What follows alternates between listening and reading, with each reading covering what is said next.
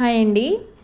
Present parents కొంతమంది ఎలా ఉన్నారంటే, పిల్లలు చదవకపోయినా వాళ్ళని కొట్టేయడం, తిట్టేయడం, వాళ్ళని చంపడం, వాళ్ళు చనిపోవడం అలా చేస్తున్నారు.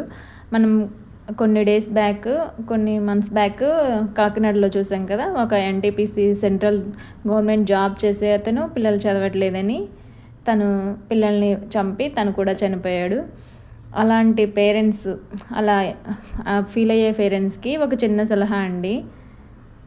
బీఎడ్ చదివిన వాళ్ళైతే ఓకే. పిల్లలతో ఆ సైకాలజీ చదువుతారు వీళ్ళు. కొంచెం తెలుస్తది.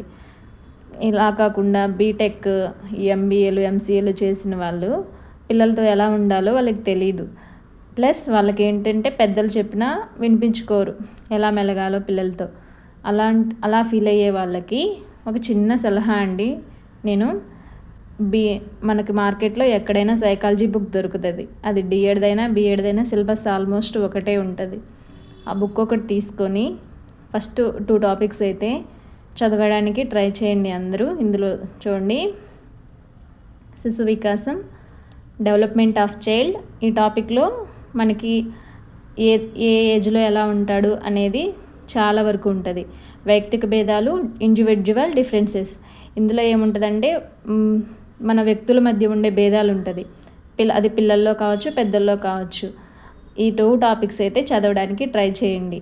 కొంచెం పిల్లలతో ఎలా ఉండాలో మీకు అర్థమవుతుంది.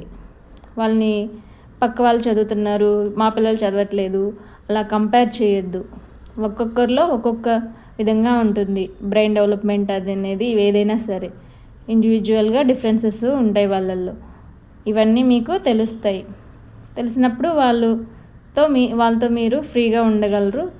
వాళ్ళతో కొంచెం ఎంకరేజ్ చేయగలరు మీరు.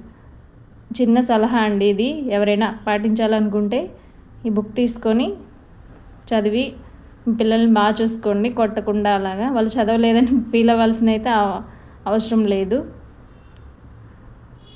ఎక్కడైనా దొరుకుతుంది. తెలుగు కావాలంటే తెలుగు, ఇంగ్లీష్ కావాలంటే ఇంగ్లీష్ తీసుకొని చదవండి. ఓకే అండి. Please watch and thank you.